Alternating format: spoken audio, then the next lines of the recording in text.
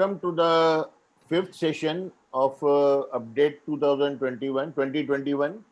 Welcome, Dr. Chitwan Dubey. Good evening, sir. Thank you, sir. Thank you for inviting me. Yeah, Really I honored. met Dr. Chitwan when she was at Seven Hills. Now she is at LA Chiranandani. So when I was planning the update program, I thought the family physicians must know about the developments in antenatal care, especially of BOH patients, and the assisted reproduction, because the abbreviation IVF, ICSI, GIFs, all that is very confusing. So I requested Dr. Chitwan, and here we are today. So without wasting much time, I hand it over to you, Dr. Chitwan. Please share your screen and start. Yes, sir. We will take all the questions towards the end. Okay, sir. Okay, sir. Okay? Yeah. A very good evening to all the guests here. This is quite a complex topic which we are going to take today. So basically, we are going to talk about bad obstetric history in a very systematic way because, like, if we talk of bad obstetric history, it would mean recurrent pregnancy losses.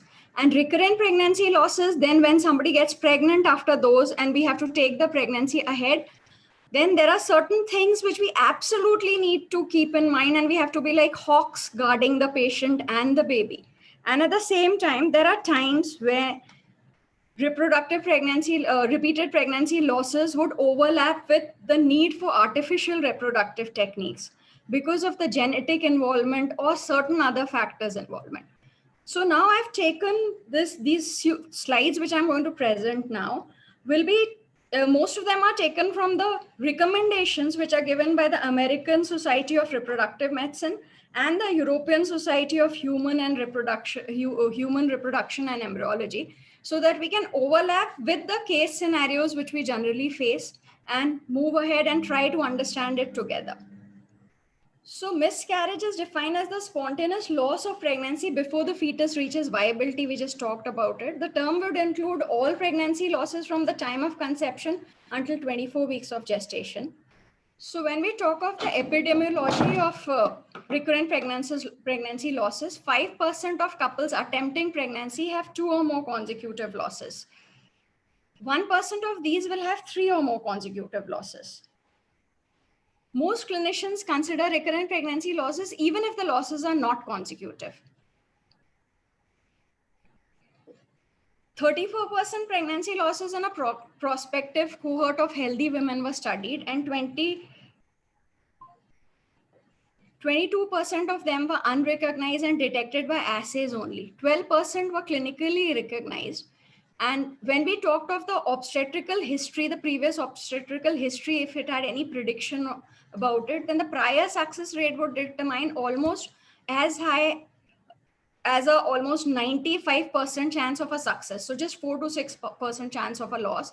And if there was a prior loss, then there was only a 75% chance of success, roughly speaking. When we talk of the definition of RPL, classically, we would define it as 3 or more consecutive pregnancy losses. But when we talk of the expanded definition by the American School of Reproductive Medicine, 2 or more consecutive losses are now even considered as recurrent pregnancy loss. Risk of further losses, because in the second one, would be similar to 2 versus 3 consecutive losses. Initiation of evaluation is appropriate, therefore, even after 2 losses. So basically, we'll start from the definition now because I think I've grouped up slightly there. Okay, sir. So basically, classically, 3 or more consecutive pregnancy losses before 20 weeks were considered as recurrent pregnancy losses. But the American school kind of redefined it, because even if we talk about 2 losses, then the third loss is kind of inevitable if we've not really corrected the cause of the loss. Primary RPL would mean no previous full-term pregnancy. A secondary RPL would mean at least 1 successful pregnancy. Miscarriage would mean an embryonic loss before 10 weeks. A fetal loss would be after 10 weeks. So I was just talking about this, but the slide was not there. Maybe we should go through the slide because this is one of my favorite slides when I teach the DNB students. Recurrence would suggest a persistent cause, not just a bad luck. And that's why we should not say bad obstetric history. We should use the term recurrent pregnancy loss, because it is the onus is on us as doctors to find that recurrent cause and to correct it. What are the risk factors for RPL? When we talk of the epidemiology, advanced maternal age, most of the patients nowadays, most of the girls, they have their careers and things, and then they plan their pregnancies much later in life. So advanced maternal age is one of the huge contributing factors.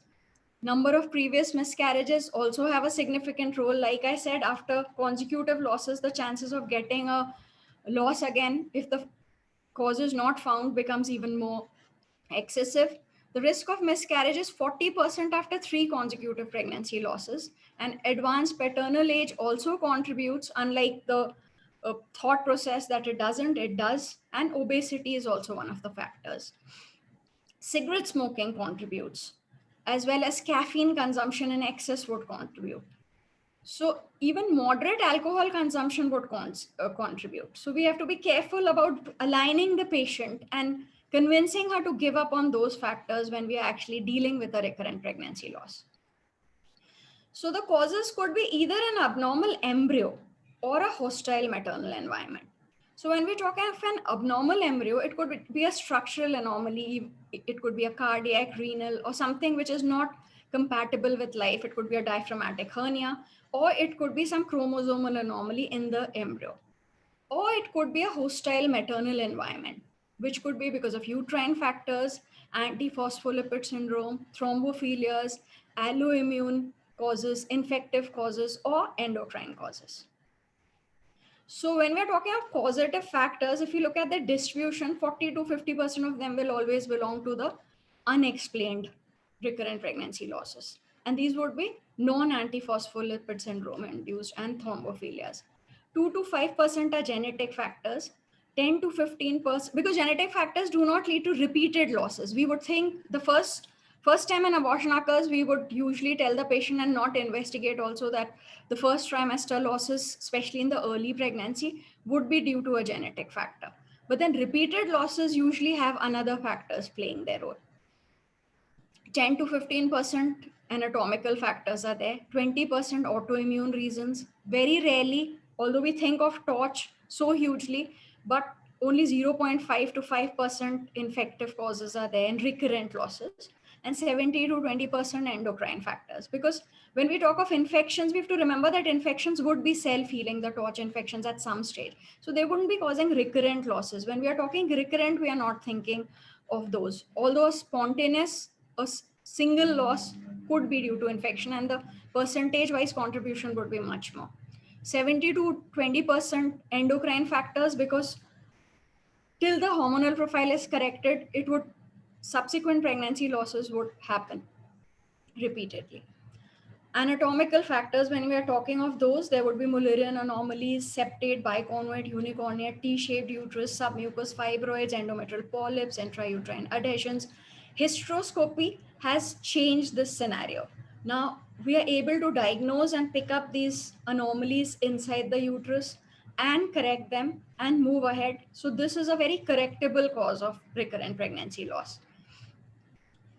How does a uterine anomaly cause a recurrent pregnancy loss, or a fibroid or a polyp? Smaller uterine cavity, fewer sites for a suitable implantation, and aberrations of the vascularization even if the placentation happens. And this all may be accompanied with a cervical incompetence, which leads to both early and late pregnancy losses. Congenital uterine malformations, the incidence is 1.8% to as high as 37.6% in certain races, and also determined by consanguineous marriages and certain other factors. Prevalence is higher in women with second versus first trimester miscarriages, but this may be related to the cervical weakness that's frequently associated with uterine malformations. Women with arcuate uteri, which is a variation of normal, tend to miscarry more in the second trimester, while women with septate uteri are more likely to miscarry in the first trimester.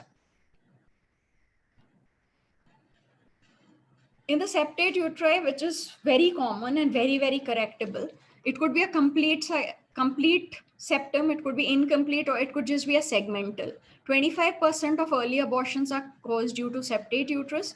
6.2% of late abortions are due to septate uterus, and sometimes premature labor happens because so many times if with the septate uterus, the pregnancy can continue till 14, 16 weeks. And if we can take it to 34 weeks, usually we do get a premature labor, but we are able to get a viable baby.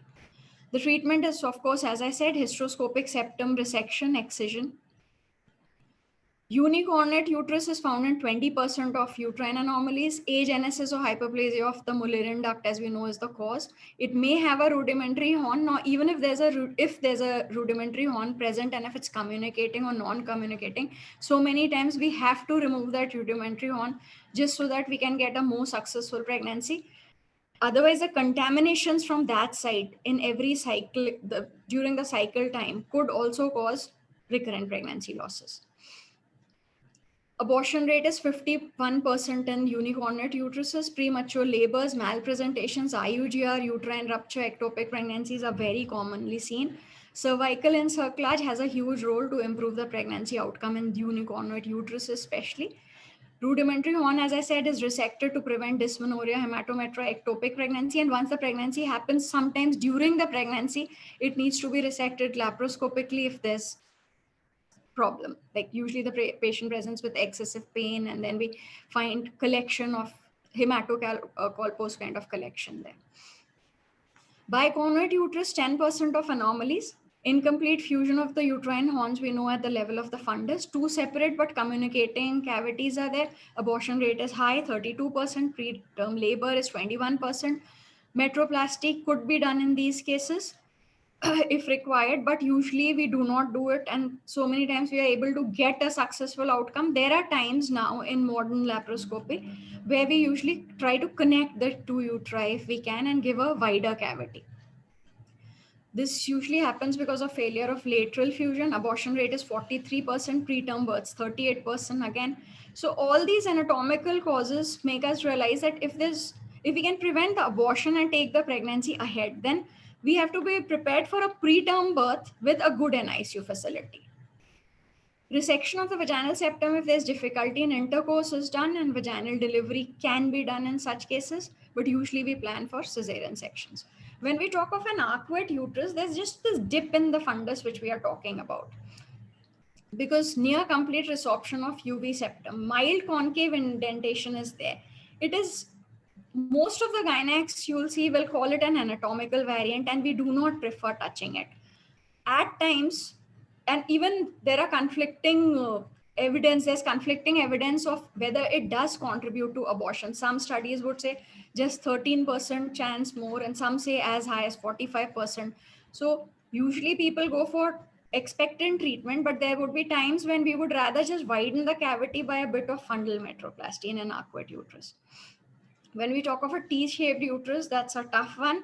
69% female fetuses suffered uterine anomaly who were exposed to DS, not so common in the current generation of young people which we are dealing with. Not Dr. due to Chitwan, DS. little louder still. So not due to DS, but yes, we do come across T-shaped uteri. So it is a small uterus with constriction rings. It has cervical hypoplasia, cervical incompetence, anterior cervical collar, and sometimes pseudo polyps. There's a twofold rise in abortion rates and 9-fold rise in ectopic pregnancies. So in this, we would rather go for a lateral metroplasty to increase the cavity. The aim in every case here is to increase the cavity. Fibroids are commonly associated. Now, so many times there'll be a dilemma as to remove the fibroid or not to remove the fibroid when we are planning for a pregnancy. 20 to 50% of reproductive women do have fibroids. When will you consider that the fibroid is responsible for the recurrent pregnancy loss? Most important factor is the location and not the size of the fibroid. So when we talk of subserosal fibroids, the big fibroids which are outside the uterine cavity on the outer wall, and they are not distorting the endometrial cavity in any way, then we would rather not blame the subserosal fibroids for the recurrent pregnancy loss. But if the fibroid is indenting inside the uterine cavity, say it's a large submucosal fibroid, which is distorting the cavity or occupying a large subendometrial area, Then mechanical constriction or inadequate placentation will happen, which will be resulting in a poorly vascularized lining of the placentation and subsequent losses. So preconceptual myomectomy is obviously proposed in all such cases to improve the reproductive outcome. And we can decide on individual basis, because usually what we do is we do the Dopplers of the fibroids then, and we see and we do a 3D scan of the endometrial cavity just to see the lining. If it's together, if the vasculature and the Doppler flow is getting affected by the fibroids, then we want to take a call for removal of those fibroids.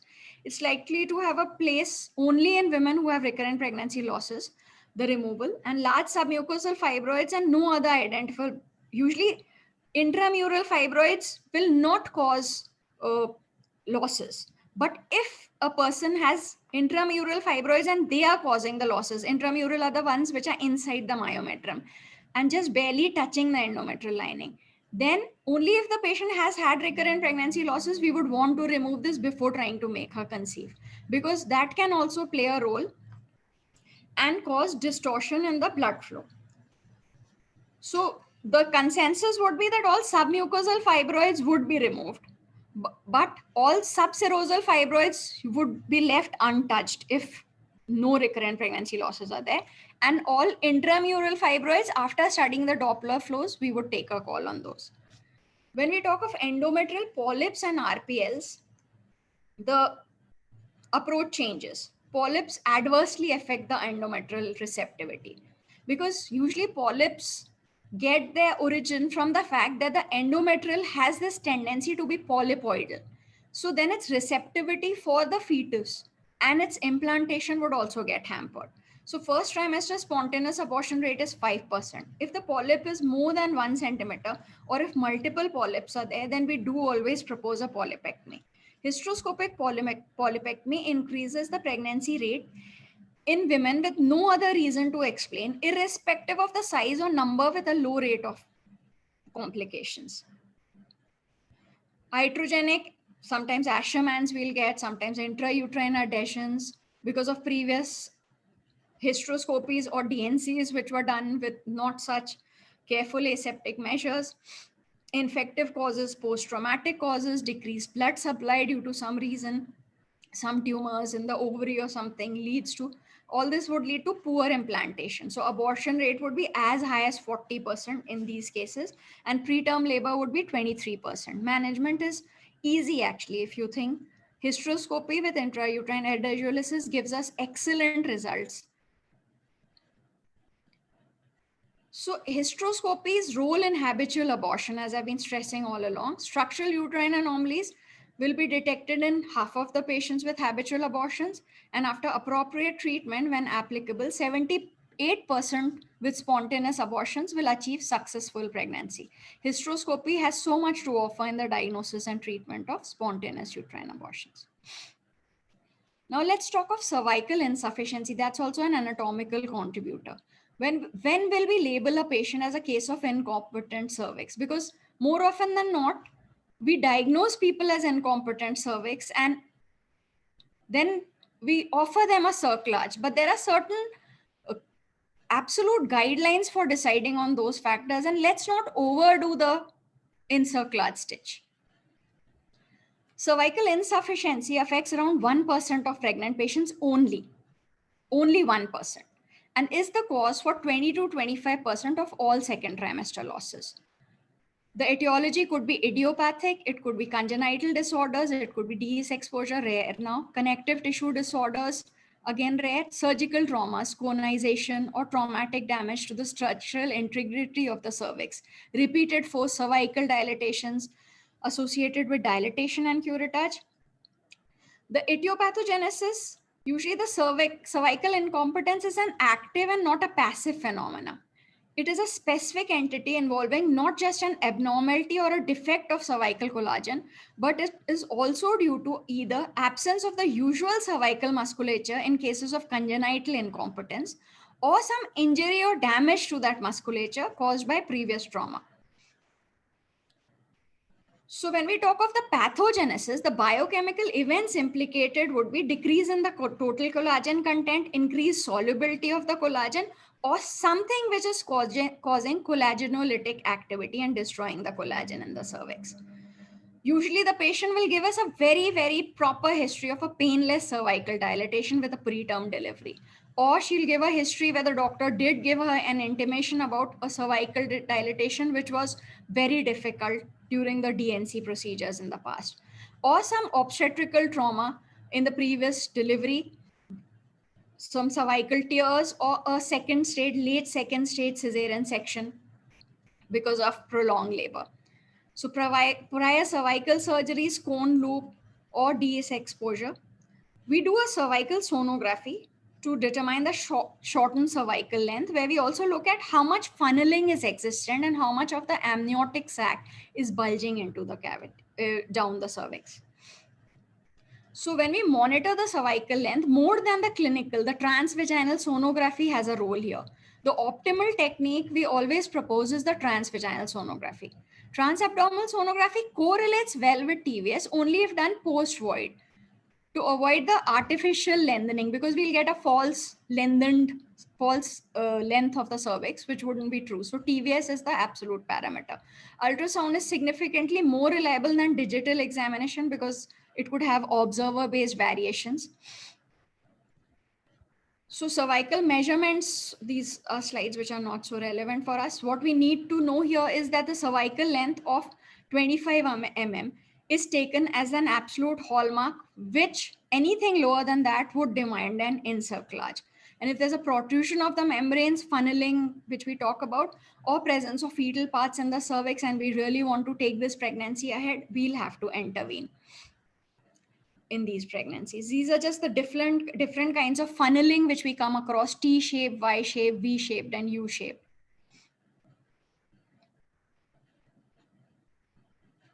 So when we talk of the classification of cerclage, we may do it prophylactically. So for some people, electively prophylactically, because they've had recurrent pregnancy losses, we are not sure about the cervical cause, and we wouldn't want to leave any stone unturned, and we would prophylactically go ahead and do an encerclage.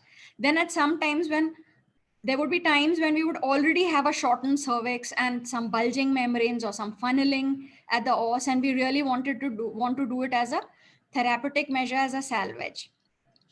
Usually we do not call any encerclage as an emergency encerclage, but yes, at times it's a rescue measure. It's not an absolute emergency, but a relative emergency where we would schedule the patient for maybe the next day and would want to do it the very next day or within 48 hours of discovering. And until then, put her on bed rest, absolutely. So neonomenclature's history indicates certain points. Ultrasound tells us certain things. Physical examination tells us certain things. So when we talk of the indications, history has to be compatible with incompetent cervix. And together with that, we have to have either ultrasound changes or a clinical evidence of extensive trauma to the cervix. This is the criteria which ACOG follows. But then each patient has to be individualized. There would be times when the patient would not be falling in the criteria, but the gynec may take a call that the person does need an encerclage stitch. So what are the green top guidelines? We take them as our gospel as gynecs when we talk of encerclage stitches, because like I said, it's overdone many a times. So when there's a dilemma, we really need to follow certain guidelines when we have to come to a decision which is evidence-based. So history of previous second trimester loss or preterm delivery, or an ultrasound showing cervical length of less than 25 mm, or a history of radical tracheolectomy, we have to offer the person cerclage. Then it could be the choice which judiciously has to be decided between the patient and the doctor.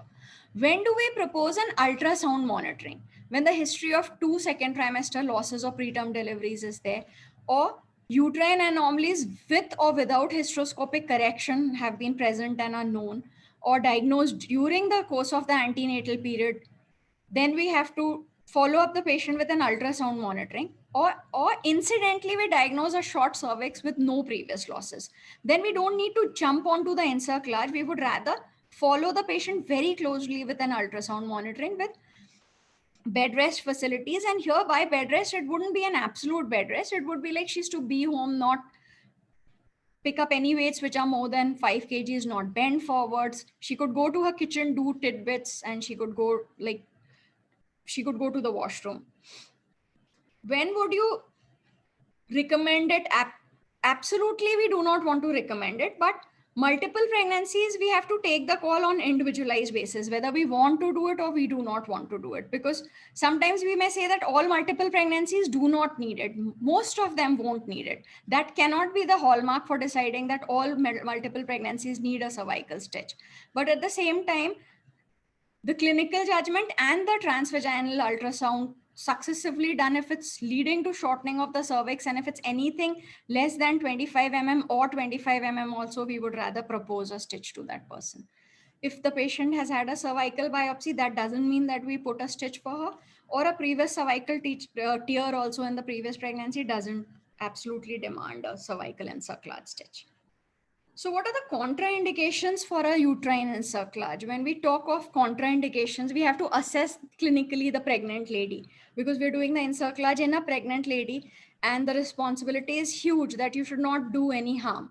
Uterine contractions, absolutely you cannot offer her a encerclage, because you would enhance the release of prostaglandins there, and further on she'll abort for sure, and you'll even harm her cervix and make it difficult for future pregnancies also.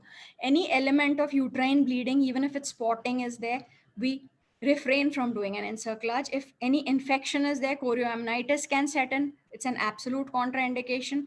Rupture of membranes has occurred, we absolutely do not do it. If severe maternal disease is there, it could be the body rejecting the pregnancy completely because of the maternal disease, we do not want to offer encerclage.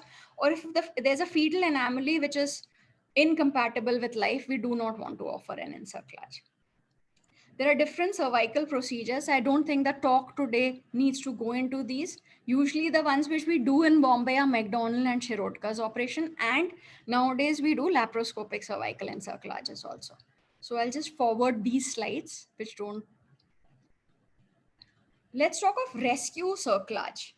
So small randomized studies have been done, and at 22 to what they found was at 22 to 24 weeks gestation, symptomatically bulging membranes the patient came with, and cervix clinically would be less than 4 centimeter dilated, and there would be no contractions. This person would need a rescue cerclage. There's evidence of reduction in the neonatal morbidity. Even if we are able to take this pregnancy only by 4 weeks ahead, we would want to do this rescue cerclage. So this needs to be kept in mind and has to be offered to the patient. If we come across a 24 weeks gestation or a 22 weeks gestation, we know that the salvageability of the baby improves with every day that the baby spends in the mother's womb. So if we are able to offer a cerclage, keeping in mind the contraindications are not present, and then we can just give neuroprotection, magnesium sulfate to the baby, and steroids for the lung maturity, and take her ahead by roughly a week also, or maybe more. Sometimes 10 days to 4 weeks also we are able to take ahead. That would be really making a huge difference to the survival of the baby.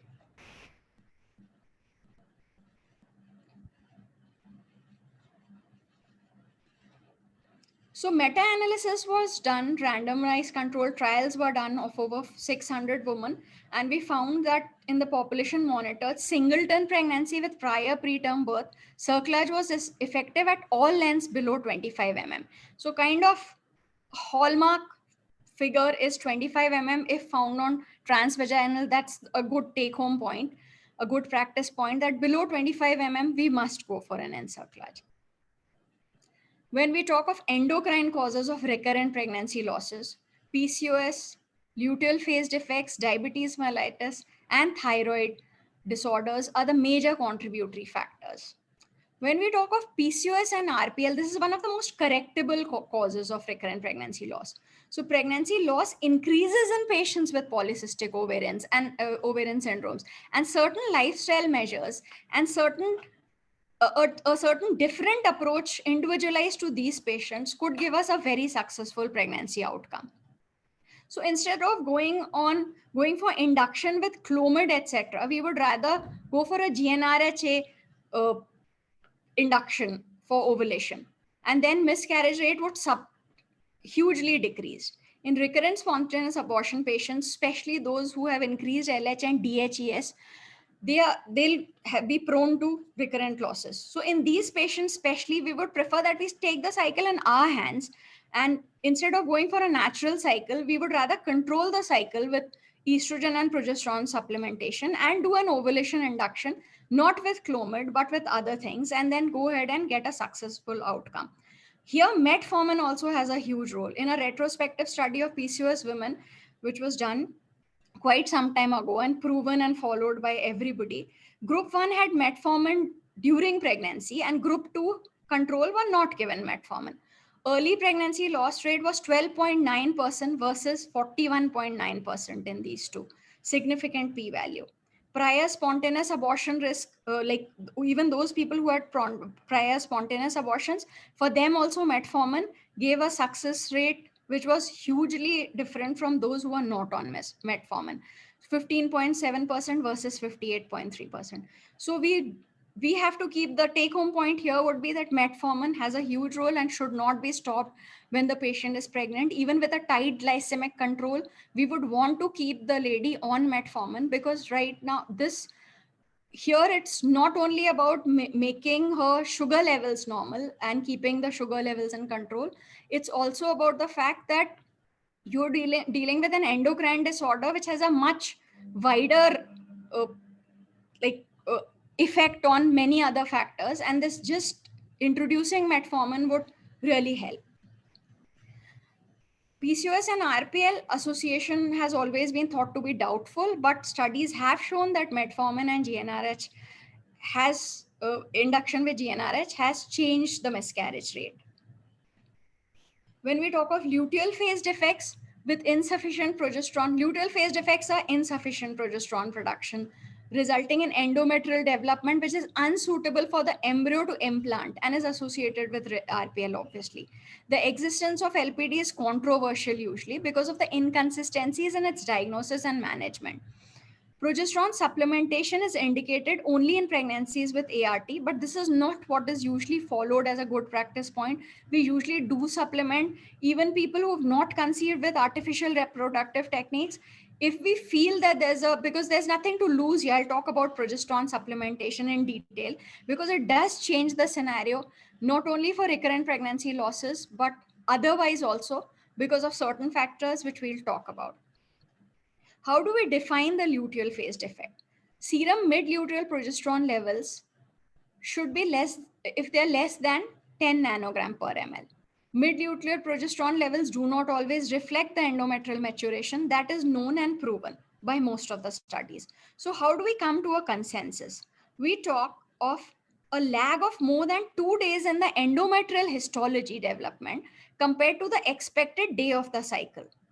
Earlier, we would just go for a mid-cycle endometrial biopsy and determination, or we would just do a blood collection and determine on a certain date, day 22nd, or a certain time in the cycle. Now we just do it on the day when when we are doing the other tests, and then we match it to her cycle. And if it's lagging by 2 or more days, then we kind of label her as a luteal phase defect.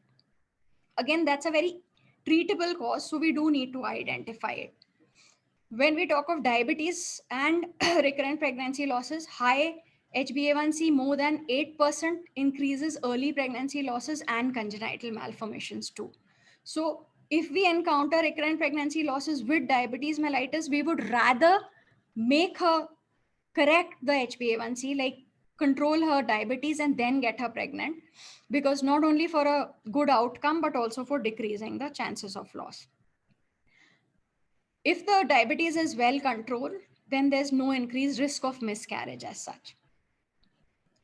When we talk of RPL and thyroid, many conflicting reports are there, and we don't have any evidence regarding absolutely blaming the thyroid for it. But some conclusions say that an increased thyroid antibodies, even with a normal TSH level, could be contributing to recurrent pregnancy losses. So yes, one would want to do the entire thyroid profile for a patient with recurrent pregnancy loss, because we not only want to know the TSH, T3, T4 levels, but also free T3 and free T4 levels, but also we would want to know about the TPO antibodies, which could be related to RPL in euthyroid patients, but the mechanism is unclear here. So the take home message from thyroid aspect would be, we need the complete thyroid profile, because not only the hormone levels in a euthyroid patient, but also the TPO antibodies, if they were much higher than the lab value normal. So when we talk of genetic factors now, anatomical we are done, endocrine we have done, and now genetic factors. So parental chromosomal rearrangements contribute in almost 2 to 5% of couples with recurrent pregnancy losses. One of the partners could be carrying a balanced reciprocal or Robertsonian translocation. Then there would be times when the embryonic chromosomal abnormalities are present, which is almost 30 to 57% of RPLs. So risk of miscarriage resulting from chromosomal abnormalities of the embryo increases with advancing age, and that is known to us. So we would want to know the parental karyotyping, and there are times when we want to do the embryonic chromosomal typing also. Fetal chromosomal abnormalities, parental balanced chromosomal rearrangement could be contributing to RPL, or single gene disorders like alpha thalassemia, thrombophilias, or X-linked dominant disorders could also be contributing. So risk karyotypic abnormalities, gestational age, if the patient's gestational age is more and higher in early gestation, we know that survival of the fittest rules everything. So many times early pregnancy losses, we always blame them on the genetics. 90% in anembryonic pregnancies and blighted ova, 50% of them are found at 8 to 11 weeks, 30% are found at 16 to 19 weeks. If we cross that period, then rarely 6 to 12% times we'll have genetic abnormalities. Advanced maternal age is a huge contributor, to the extent that in RPLs, miscarriage rate above 40 years of age would be almost more than 50%. So there comes a good practice point is, do we need a surrogate? That decision has to be made with the couple and the doctor sitting together as to, do we need a surrogate for some recurrent pregnancy loss which we've been dealing with along the line, and now she's almost turning 40. Do we need a surrogate? Do we need a donor over? After first miscarriage, we've already talked, the risk is almost 14 to 21%. After 2 miscarriages, it's 24 to 29%. After 3 miscarriages, it's almost 31 to 45%. Spontaneous miscarriages, when we talk of them, 10 to 15% of recognized pregnancies, mostly sporadic. 80% losses would happen in the first 12 weeks, 50 to 70% of which will be due to chromosomal anomalies, trisomies, 13, 16, 18, 21, monosomies, triploidies, and tetraploidies. So in these cases, we would want to do a parental karyotype to minimize the recurrence risk of abortions.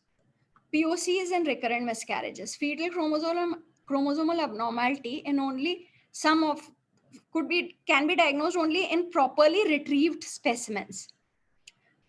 Now, these POCs, they may be due to abnormalities in the egg or sperm or both.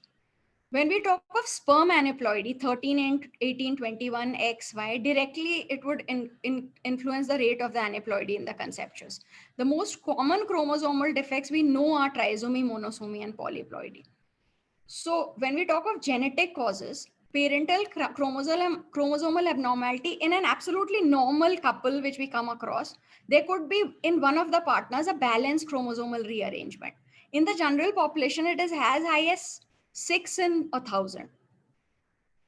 So when we are talking of RPLs, we need to think on the lines. They'll just be carriers. So translocation is one of the commonest, like I said. Mosaicism is rare, inversion is rare. So we don't go for a detailed chromosomal study, but we do want to do a basic karyotyping of the couple, as well as if possible, if she's come to us at a stage where she's just lost the pregnancy, we would want to karyotype the abortus also, the fetal or the placental tissue. Now, this is not always recommended because if the period when the loss has already occurred and the time when the patient's abortus is being sent is has a huge gap, say it's 10 to 15 days ago the pregnancy loss occurred, and sometimes the couple just can't accept, and we as doctors just tell them to repeat the ultrasound and to repeat the beta hcg levels and then come to a conclusion and then take the call, then maybe it's too late to collect a abortus for a proper genetic cause. So you would rather do it immediately by convincing the patient by doing 2 consecutive beta HCG levels for 48 hours apart, because then immediately you can schedule her for a DNC and collect the specimen and send it for karyotyping.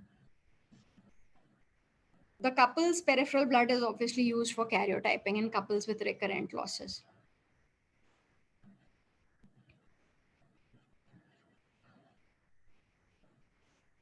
So this slide is just about whether we should karyotype the products of conception or we shouldn't. There's no definite recommendation for obtaining a karyotype of abortus. Karyotype analysis of abortus tissue for couples with a subsequent second or third pregnancy loss should be recommended.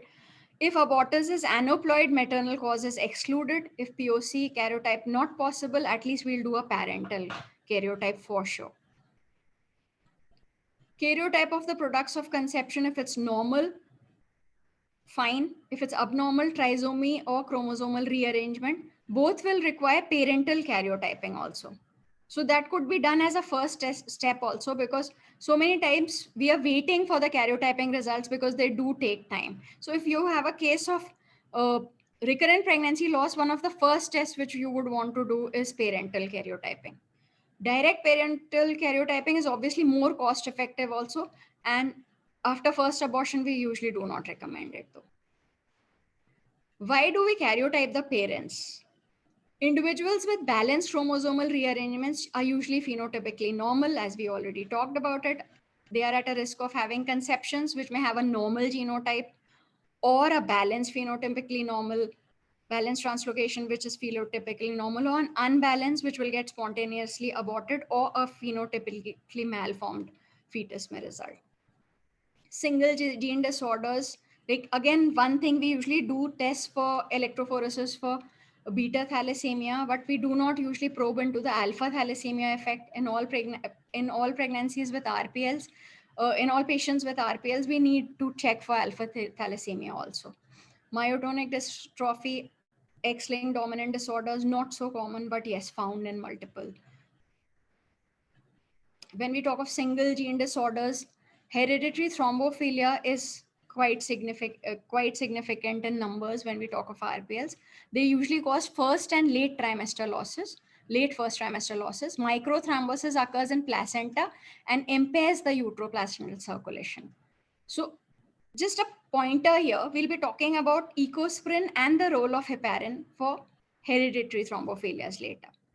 The importance of doing a factor V laden gene mutation testing. Then we would want to test anti-prothrombin 2 antibodies, but at the same time, protein C and S deficiencies have a role, but protein S would need to be done. And then we have to do certain combinations of these depending on what we come across. We need not do the whole thrombophilia profile if we are talking about evidence-based medicine where we are not making the patient spend the extra money. When we are genetically evaluating these cases, and there are certain recommendations for testing also, if there's a history of recurrent miscarriages, then we are suspecting thrombophilias. If there's a history of clotting disorders, we are suspecting thrombophilias. Stillbirth, neonatal deaths, yes, suspect. Babies with dysmorphic features, yes, we'll suspect. Infertility, yes. Mental retardation, developmental delays, and inherited disorders. All these have a huge linkage with thrombophilias. How do we diagnose?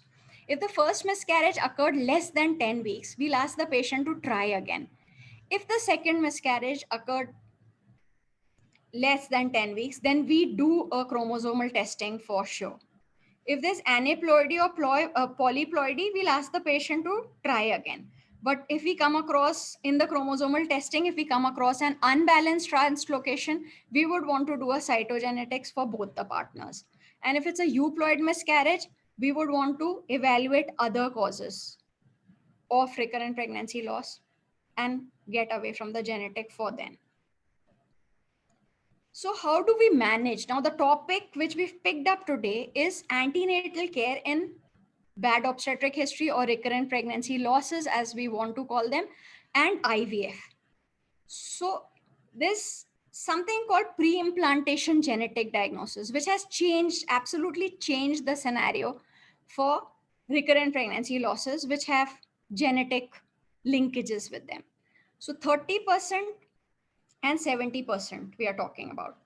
IVF and pre-implantation genetic diagnosis would help in 30% of our cases. Outcome of pregnancies in which pre-implantation genetic diagnosis was done for chromosomal translocations. Now look at the two sides. Miscarriage rate was huge. And take-home baby was huge. Take-home baby rate was huge in those in which PGD was done. PGD is the embryos made by the IVF. I mean, if for somebody who's not aware of the term, pre-implantation genetic diagnosis, what we do is we've already made the embryo in the IVF lab, and now we test it genetically for any anomalies, and then we go for implantation. So the take-home baby rate for these pregnancies is so much more higher. So that emotional trauma which is associated with recurrent pregnancy losses is obviously overcome. The difference is 17.8% versus 81.4%. But then going back to that, every candidate is not a candidate for pre-implantation genetic diagnosis. That has to be, the call has to be taken very judiciously by the IVF people, the treating gynac, and the general practitioners, because the patients would listen to them more. So that call has to be taken whether the risk of the PGD is more huge than the benefit which we would get. The benefit would be obviously taking home the baby. But at the same time, there's a huge risk involved at times when you're talking about pre-implantation genetic diagnosis. And that in itself is a big, huge topic as to from which zone we have to pick up the cells so as not to touch the, to simplify it, I would say, not to touch the fetal end and just to take it from the placental end. The cells which we are retrieving have to be taken more from the placental end, the mother's contributory factors, than the cells contributed from the mother's side, and rather than approaching towards the fetal side. When we talk of immunological factors, immunity and RPL again have a huge association. The causes could be autoimmune, they could be alloimmune too. Antiphospholipid syndrome, one of the most common causes for RPL, is the most important treatable cause of RPL, one would say. 3 or more consecutive miscarriages before 10 weeks of gestation, 1 or more morphologically normal fetal losses after 10th week of gestation, 1 or more preterm births before the 34th week of gestation owing to placental diseases, you must suspect antiphospholipid syndrome. Antiphospholipid antibodies are present in 15% of women with RPL, as against less than 2% in women, 2% in women with low risk obstetric history. In women with RPL associated with antiphospholipid antibodies, the live birth rate in pregnancies with no pharmacological intervention has been reported to be as low as 10%. So yes, one needs to intervene when we are talking of antiphospholipid syndrome. Primary antiphospholipid syndrome, PAPS, as we usually call it amongst the gynacs, refers to the association of adverse pregnancy outcome and presence of antiphospholipid antibodies. Secondary to autoimmune diseases such as SLE, polyarthritis nodosa, etc. Royal College says that antiphospholipid syndrome is the most important treatable cause of recurrent miscarriages. So antiphospholipid antibodies, there are 3 kinds: lupus anticoagulant, LAC we call it, anti-cardiolipin antibodies, ACLA, and anti-beta-2 glycoprotein antibodies. What is the criteria? How do we label somebody as APS? Antiphospholipid syndrome refers to the association between the antiphospholipid antibodies or some vascular thrombosis and an adverse pregnancy outcome. This is a strict criteria which we need to follow. So how do we diagnose a PAPS? based on clinical and lab criteria, obviously. One obstetric or thrombotic criteria and one lab criteria should be present to diagnose a PAPS. Other autoimmune diseases have to be ruled out to make the diagnosis of PAPS.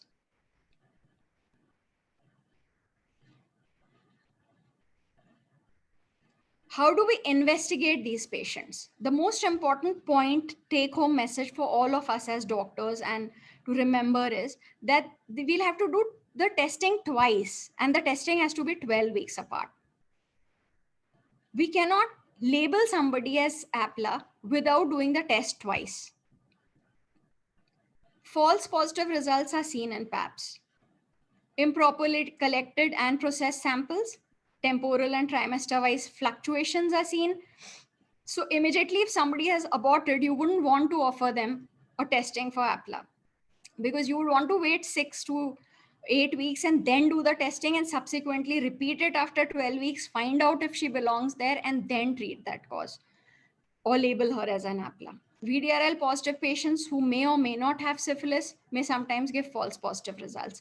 General infections and inflammations may sometimes give false positive results.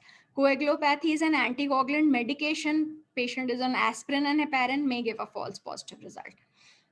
Goals for treating PAPS are avoiding early pregnancy losses, normalizing the placental and fetal circulations to prevent early birth from obstetric complications such as preeclampsia and growth restriction, which are so common in PAPS patients. Preventing any maternal vascular thrombosis in pregnancy and postpartum period. So whatever we'll offer to these PAPS patient in terms of treatment will continue way into the postpartum period for about 6 weeks or so. How do you manage APS with RPL? Aspirin and low molecular weight heparin. Women with PAPS without a history of a thrombotic event versus women with PAPS with a history of a thrombotic event, past or present. Prophylactic therapies such as aspirin and heparin in pregnancy and 6 to 8 weeks postpartum.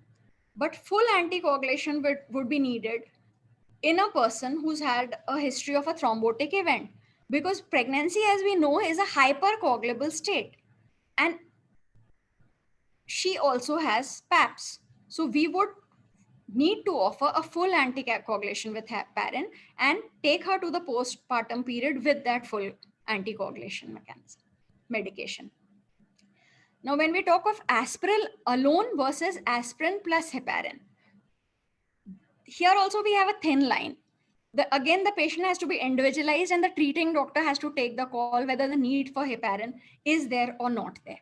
Recent meta-analysis shows that combination of aspirin and heparin is better than aspirin alone in achieving live births in women with recurrent pregnancy loss and antiphospholipid antibodies. Now, what would be the clinical tips for using heparin? Consider the cost, convenience, and compliance before initiating the therapy. The therapy should be started when fetal cardiac activity is demonstrated and continued throughout the pregnancy and postpartum. Heparin and prophylactic doses need to be stopped for about 24 hours around the time of labor and delivery. Heparin in prophylactic doses cannot be monitored, need not be monitored actually by coagulation parameters, but we would want to do a platelet count and a baseline platelet count, which we would have anyway done for the antenatal patient. And we'll do this weekly for the first 3 weeks and when the patient is on heparin, and then we can subsequently follow it 3 weekly. Standard doses, if we are using unfractionated heparin, which again is rare nowadays, but cost effective, 5,000 units subcutaneous BD. And if you're talking of enoxaparin, if the patient can afford it, then 40 milligrams subcutaneous daily. What is not to be done in a case of PAPS? We have to really withhold ourselves from giving steroids if we don't have any other indications for giving steroids.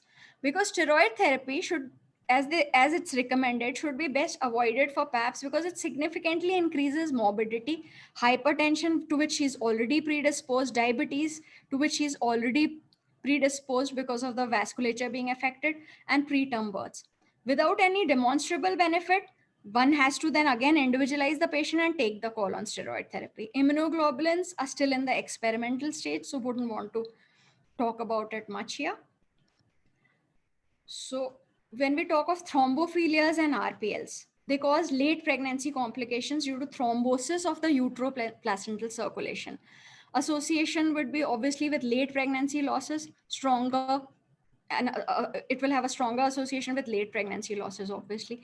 Strong association is seen between second trimester miscarriage and inherited thrombophilias, factor 5 laden, factor 2 gene mutation, PGM, and protein S deficiency. These have a very strong association. So these three need to be tested for each and every patient. MTHFR mutation, protein C, and antithrombin 3 deficiencies do not give an evidence. We do not have an evidence that they are associated with fetal losses. And generally nowadays, if like we would not want to propose doing these for all the patients. Inherited thrombophilic defects, when we are talking about these, they have been implicated as a cause of RPL and late pregnancy complications, causing thrombosis in the uteroplacental circulation. Association between thrombophilia and late pregnancy loss, we've talked this. Sorry. Now, why the immune reaction? Throughout human pregnancy, the genetically foreign semi-allogenic fetus and placenta evade the maternal immune response. The fetus itself is like, we often say that it's like a parasite, and the host is the pregnant patient. So fetal survival requires significant regulation of the maternal immune system, but not such as to compromise the maternal immune protection. The human mind treats a new idea the same way as the body treats a strange protein. It rejects it. And similarly, the mother tries to reject the fetus. The mother's immune system tries to reject the fetus. So we need to deal with the mother's immune system. Again, in such a way that we are not compromising her immunity as such. When we talk of alloimmunity and recurrent pregnancy loss, in some pregnancies, the mother recognizes these foreign paternal antigens and sets up an immune rejection reaction to them, which causes abortions. In habitual abortions, this reaction is repeated in every subsequent pregnancy and it worsens with subsequent pregnancies.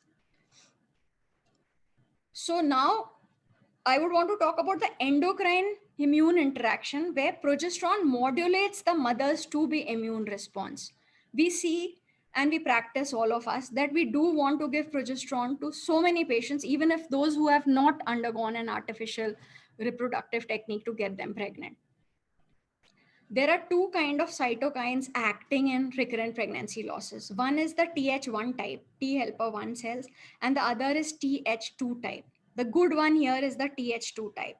With the production of more of these, the anti-inflammatory of the cytokine of these cytokines, interleukins 4, 6, and 10, they are able to overcome the tumor necrosis factors and interleukins which are trying to reject the pregnancy.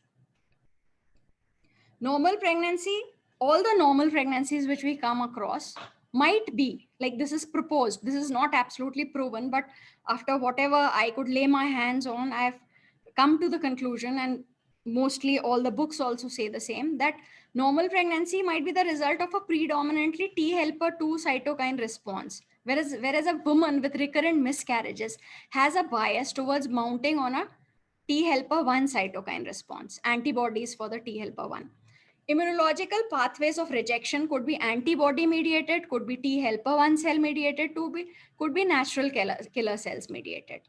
So antibody mediated embryo destruction happens, and the abortogenic shift happens because of the allogenic reactions. When we talk of progesterone induced blocking factor is what we are talking about when I say PIBF, progesterone induced blocking factor.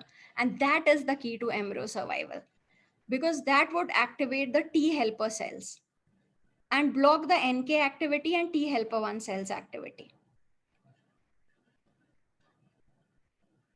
The progesterone could be given as oral route, intramuscular, subcutaneous routes, gel forms, or vaginal. In the early phases of the IVF, when the patient has already conceived, we usually go for oral preparations as well as gel forms, along with intramuscular or subcutaneous injections. Then gradually we move ahead and we do not withdraw all the progesterone completely. Gradually we step it down and withdraw the gel forms, and then we continue with the intramuscular injections and the orals. And subsequently, we prefer giving vaginal route and oral route only and get away from the injectable forms. Progesterones for preventing miscarriage. There seems to evidence of benefit, not absolutely proven by the studies, but treatment for these women may be warranted given the reduced rate of miscarriage in the treatment group and the finding of no statistically significant difference between treatment and control groups in rates of adverse effects suffered by either mother or baby in the available evidence. So basically here again, the good practice point would be to give the progesterones, because the risk benefit ratio, when you measure the benefit of progesterone, far outweighs any side effects due to the progesterone, which mainly are usually just bloating and a feeling of heaviness in the abdomen. When we are going for immune testing in recurrent pregnancy losses, with the exception of APL testing among women with recurrent miscarriages, there's little evidence to support any particular test or immunomodulatory treatment in the investigations and treatment of couples with reproductive failure. These tests and treatments should be restricted to those entered into formal research studies. When we are doing research, we would want to give everything, do everything, but RCOG guidelines do not recommend it for everybody. Immunotherapy, we are not talking about it because it doesn't have a very significant role. When we are talking of infective agents, bacterial vaginosis does contribute in recurrent pregnancy losses at times. Incidence is less if we take the overall incidence of RPL, but definitely this is a cause which needs to be treated. For an infective agent to be implicated in RPL, it must persist in the genital tract, and to avoid detection or must cause insufficient symptoms to disturb the women. Routine torch screening should not be advised, but then again, the usual scenario in our country is, because most of our pets, so many of us do not immunize our pets. So instead of blaming the pet, we would rather go for the torch titers. In this scenario, I would want to talk of one thing. When we are talking of torch titers, we go for IgM and IgG testing. If we get IgM positive, obviously we are going to treat the infection. But if we get an IgG positive only reading for any of the torch infections, then we go for subsequent IgG testing after a gap of say 3 weeks. And if it's a rising titer, we go for avidity testing. And if the avidity is high, that's good news for you as a doctor as well as the patient, because high avidity would mean that the patient had an infection in the past. So we are not bothered. Or even if the IgG values were not changing much and were roughly in the same range, avidity is the thing which would give us an insight into whether we want to treat it, give something for the torch infection, or just move ahead.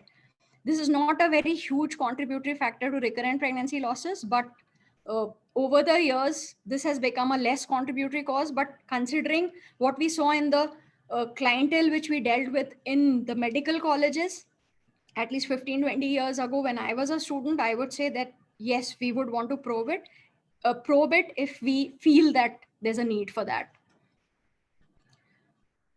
Torch and Listeria infections do not fulfill the criteria to be implicated in the etiology of RPL, and Indian studies wouldn't absolutely agree with this, and all the people practicing in India with different kinds of population may not agree completely with this. Torch screening is unhelpful as per the Western literature in investigations of recurrent miscarriage and should be abandoned. In a way, we can agree with this also, because there's one aspect to it. This infection wouldn't stay and continue staying, because at some point in time, 3 months down the line, the lady would become totally free of that infection. And then if we can get a high avidity report and an IgG titer which is high for that particular torch test, then we could just move ahead and plan the pregnancy without even remembering this. Bacterial vaginosis is implicated in first trimester of pregnancy as a contributor, and second trimester miscarriage and preterm delivery also happens. Screening and treatment of bacterial vaginosis in early pregnancy among women with a previous second trimester miscarriage or spontaneous preterm labor may reduce the risk of RPL and preterm births also. So yes, a high vaginal swab is recommended in all patients who are coming to our clinic with recurrent pregnancy losses. So these are some of the common infections which we are talking about. We even have to remember the semen culture has to be done for recurrent pregnancy losses, because sometimes it could be the semen which is contributing with the infection and causing repeat losses. Let's talk about the male factor in RPL. Positive association of sperm dysfunction is seen in RPL. Y chromosome microdeletions is one of the causes, but it is implicated, but is not so important in RPL. Men with higher DNA fragmentation index are infertile, whereas men with lower DNA fragmentation index are able to conceive but experience RPL. So yes, we want to study the semen in detail, not only with the semen analysis, but sometimes semen culture, as well as do the genetic testing for the, we've already done the karyotyping. We talked that's mandatory in most of the cases. Unexplained RPLs. Women with unexplained RPLs have an excellent prognosis for future pregnancy outcome. 75% times we'll get a successful outcome without pharmacological interventions if offered supportive care alone in the setting of a dedicated early pregnancy assessment unit. Because it's a recurrent cause, we need to know the reason. And if we come to know the reason, we can obviously treat it. But there'll be so many unexplained scenarios where we empirically treat in certain ways. And one of those, one of the take-home messages would be there that progesterone would have a role and aspirin and heparin would have a role empirically. Data suggests that empirically aspirin plus heparin in women with unexplained recurrent miscarriage is not found to be beneficial, hence unnecessary and should be resisted. But when we already have somebody with recurrent pregnancy losses, a good practice point which most of the doctors in India would follow, and I mean, I'm sure we all come across papers with Indian scenario studies where we would want to offer aspirin to every patient and progesterone to every patient and not sit on the pregnancy with just a more moral support. How do you approach RPL? You'll take the history, you'll do the clinical examination, you'll do the investigations, and subsequently the treatment. You'll do the genetic. I'm just going through the whole thing again. Genetically, we'll test karyotyping of the patient, karyotyping of the parents if required. If it's an IVF pregnancy already conceived, then we would want to offer a chorionic villus biopsy or maybe pre-implantation genetic testing or a chorionic biopsy. Then we would want to do these people's NT scan and double marker, which we do for everybody, offer an NIPT, and if NIPT shows some risk, then go for an amniocentesis, especially so in advanced maternal age. But I would say NIPT should be done for most of the people who have had recurrent pregnancy losses. Karyotyping of POCs is done for all patients. Parental karyotyping is required. We've already discussed that. For the abortus, one has to decide individual based. Investigations for APLA would include IgG, IgM for anticardiolipin antibodies, LAC testing, and beta-2 glycoprotein testing. All patients must be tested before the next pregnancy for this on 2 separate occasions, because during pregnancy, we cannot test them. And 6 to 8 weeks apart, recommended is 12 weeks apart.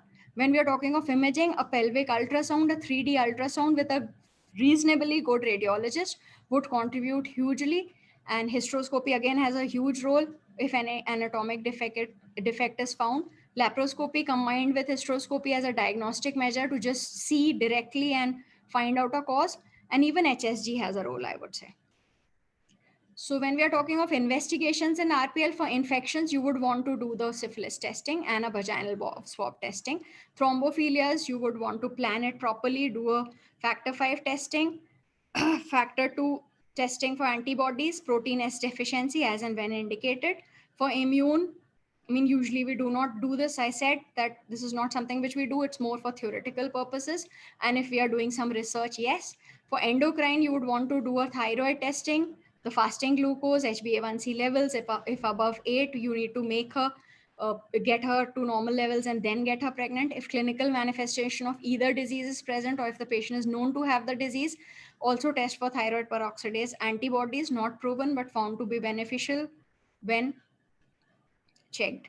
LPDs, there are no luteal phase defects. There are no standardized diagnostic methods for this, but we would want to do the endometrial biopsy as well as the progesterone levels in the patient and measure it in terms of the tables available for the progesterone at that stage where she is. And if there's a lag of more than 2 days, then definitely she needs to be supplemented. But again, as a good take home point and as a good practice point, I would suggest that progesterone should be supplemented in all of the recurrent pregnancy losses. Supportive care is obviously, that has a huge role. Progesterones, dydrogesterone has a huge role. Anticoagulants for autoimmune factors and thrombophilias, antibiotics for infections, immunosuppressants, immunomodulators for immunological disorders, and surgery for uterine malformations. Supportive care can help reduce the risk. Surgeries will obviously reduce the risk, can accompany with resection, like septum resection, myomectomy, cerclage, we've talked about these. They can all be beneficial in women with anatomical reasons for the recurrent losses. Anticoagulants, aspirin and heparin, as we've discussed, have a huge role, especially in cases of APS. We have to keep the platelet count in check every 3 weeks, or if required earlier, or in certain cases, we may need to monitor the patient for osteopenia, fractures, and maternal bleeding, and regulate the dose accordingly. Antibiotics like clindamycin have a huge role in bacterial vaginosis. At times, we give the clindamycin empirically and then do a high vaginal swab at a later date after the course of the antibiotic is over. Immune suppressant, immunomodulator agents have a role because paternal cell immunization, third party donor cell immunization, trophoblast membrane immunization, intravenous immunoglobulins. There's no evidence for this. Like I said, immunology contributing to this is still under research. HCG, now we come across so many people giving repeated HCG injections, but that has been proven. Like we can do some treatments empirically, but HCG, mind you, is not one of those. As per evidence, it does not change the miscarriage rate. So that HCG injections have no role. Progesterone has a huge role because there is evidence for reduction in the risk of miscarriage, and we know why. Third-party reproduction in RPL indicated in patients with poor prognosis, repeat aneuploidies following PGD, PGS embryo donation, severe maternal hostile environment would demand surrogacy. Maternal X-linked disorders, go for oocyte donation. Severe sperm abnormality, we would go for sperm donations. Balanced parental chromosomal aberrations, we would go for artificial reproductive techniques, where again, pre-implantation genetic diagnosis which would have a huge role, and we would obviously choose and implant those embryos only which are healthy and good. Or we could even go for surrogacy in such cases if required. What are the challenges in RPL? Cause of individual abortion may be different. Each of these could be due to a different reason. More than one factor may exist. Thorough investigation often fails to reveal a cause for us. But we have to remember, it's not the strongest of the species that survives, nor the most intelligent that survives. It is the one that is most adaptable to change. So we have to give that environment where we make the patient adaptable to the changes of pregnancy. Women with recurrent first trimester and second trimester losses should be looked after by health professionals with the necessary skills and the necessary expertise. Where available, this might be within a RPL clinic. That's a good practice point. If APLA syndrome is there, all women with recurrent first trimester miscarriages and all women with one or more second trimester miscarriages should be screened before pregnancy, because pregnancy, even in different trimesters, may give different results for the antiphospholipid antibodies. Anticardiolipin antibody, IgM, IgG, beta-2 glycoprotein, IgM, IgG, lupus anticoagulant, these are the three which you would test for all the patients. And then repeat the test 12 weeks apart. Cytogenetic analysis should be performed on POCs of third and subsequent consecutive miscarriages. Parental peripheral blood karyotyping of both partners should be performed in couples with RPL, where the testing of POCs reports an unbalanced structural chromosomal abnormality. Even if we've not tested the RPOC, at least we should test the parental blood for karyotyping. Knowledge of the karyotype of the POCs allows us an informed prognosis for a future pregnancy outcome to be given. While in a city like Bombay, you would recommend it, where we have usually it's collected in a proper fashion, and we have Kotliwala lab and we have different genetic labs where you can send the POCs immediately. The collection is important, the refrigeration is important. The bottle needs to be called from the lab itself. Never, I would say that we should not attempt to collect it in our sterile bottles and then send them the specimen. We would rather call for the their collection bottles from the genetic lab itself, and then collect the specimen, refrigerate it, or rather send it in the ice pack immediately to the center. While a sporadic fetal chromosomal abnormality is the most common cause of any single miscarriage, the risk of miscarriage as a result of fetal aneuploidy decreases with an increasing number of pregnancy losses. If the karyotype of the miscarried pregnancy is abnormal, there's a better prognosis for the next pregnancy. So many times we'll send the karyotyping and we'll come across something like, say, Edwards syndrome in the polycystic ovarian, in the POCs, in the POCs. And then you'll realize that you won't do anything for it. You will just share it with the patient, and you will be careful that in the next pregnancy, you will monitor her for any genetic defects. Now, when she is pregnant, when you take her ahead, you need not schedule her prior to pregnancy for an ART just because she had a syndrome, nor do a chorionic villus biopsy at 9 weeks. You would rather wait for the NT scan and double marker at 12 weeks. And if that is good, then you would do an NIPT for her for sure. And only if that shows a risk, you'll go for an amniocentesis. That's what we follow as a good practice guideline. So interventions have to be minimized, because again, the risk of any intervention, procedures which involve intervention with the embryo, can have grave consequences at times. When we are talking of anatomical factors, yes, definitely we need to intervene. All women with recurrent first trimester miscarriage and all women with one or more second trimester miscarriage should have a pelvic ultrasound, I would say 3D pelvic ultrasound, to assess the uterine anatomy. Suspected anomalies may require investigations to confirm the diagnosis, hysteroscopy even if it's diagnostic, and maybe combine an operative with it if required, laparoscopy, or the 3-dimensional pelvic ultrasound. They are in collaboration with each other. It's not either of these, it's all of those. Thrombophilias, women with second trimester miscarriage should be screened for inherited thrombophilias, including factor V laden, factor II prothrombin gene mutation, PGM, and protein S. ESHRE, which is the European, these are the European guidelines for human reproduction and embryology. We talk of the basic recommendations for testing the couple presenting with miscarriages. These can be found on, we've talked about most of them. If one wants to refer, one can go and type for ESHRE guidelines and read these to just recall whatever we've talked just now. Again, guidelines for management are there. We've talked about most of these. Thank you. I think, Asrani sir, we are open to questions if any. Yes, ma'am. Very exhaustive talk, and our assisted reproduction techniques are still left out.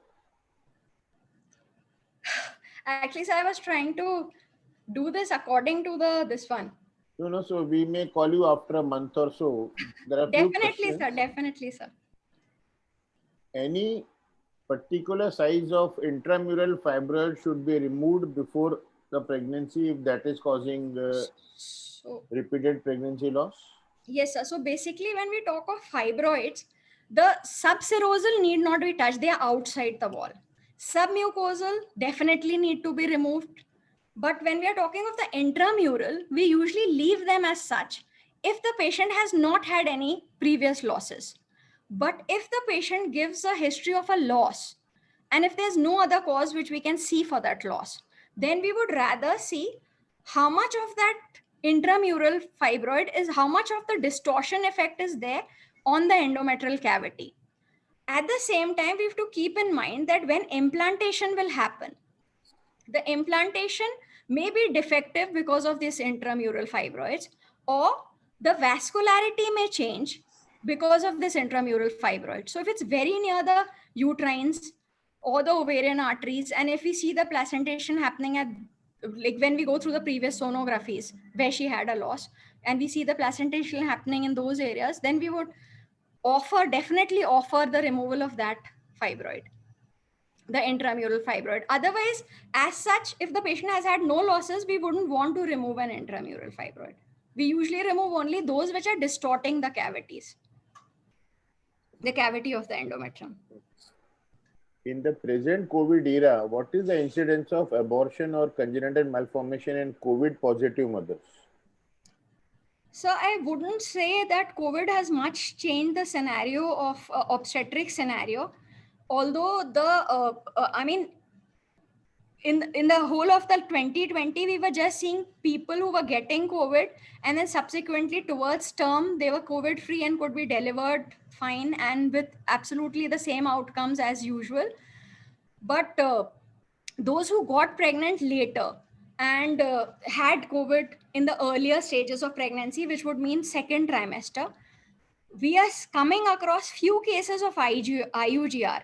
Now, the data is not enough to implicate COVID for the IUGR, but because of the fact that COVID is associated with thrombosis, we could come later on maybe with a conclusion that those who got COVID had either SGA, small for gestational age, or IUGR pregnancies. But this is just a thought and what I am seeing at my center. And from what I've heard of the pregnant deliveries which are being done at Nair Hospital, because I think the maximum COVID pregnancies were maximum COVID deliveries were done at Nair Hospital. So they are kind of researching on this, that I don't think they'll have the resources now considering COVID is back with a bang again, more lethal. But once we cross this bridge, then maybe we'll come across a conclusion when all studies can be statistically evaluated and a p-value arrived at. Okay, Dr. Chitwan, a close relation in Surat. She Yes. detected COVID positive, Yes, sir. and that evening she did her UPT and it was positive. Yes, sir. And the gynecologist, they told her to continue the pregnancy. Yes, sir. We would do that. That We would do that? COVID can never be the reason for asking somebody to abort, sir. Okay, good. It is a very specific question. 36-year-old lady suffering from arteritis on immunosuppressant drug called Azaron. What is the chances of a successful pregnancy? So please, can you, sir, repeat the question? Sorry. A 36-year-old female Yes, sir. suffering from arteritis, an autoimmune disorder, on immunosuppressant drug Azaron. What are the chances of successful pregnancy with the drug going on? So usually we, in conjunction, whenever the patient is on any immunosuppressant, then we get in conjunction with the treating doctor, the medicine people, and then we kind of modify the drug dosage as could be acceptable in pregnancy. Okay. And so many times those immunomodulating drugs are either completely stopped or changed to be compatible with pregnancy. And usually we go only for Ecosprin and heparin and continue the pregnancy. And in these cases, especially, we introduce steroids, sir, and monitor the patient for any steroid related issues. So there are certain questions which I think are not part of this talk. So when we call you next time, we'll put you those questions and those topics. Yes, Thank sir. you very much for a wonderful presentation. Very exhaustive. I think I made it a bit too big. If I would have kept it smaller, maybe we would have discussed better. No, but you are kind of making us obstetrician, so that is good. Thank you very much, ma'am. Thank you very much. Okay, sir. Thank you, sir. Thank you so much. Thank you, sir. Bye.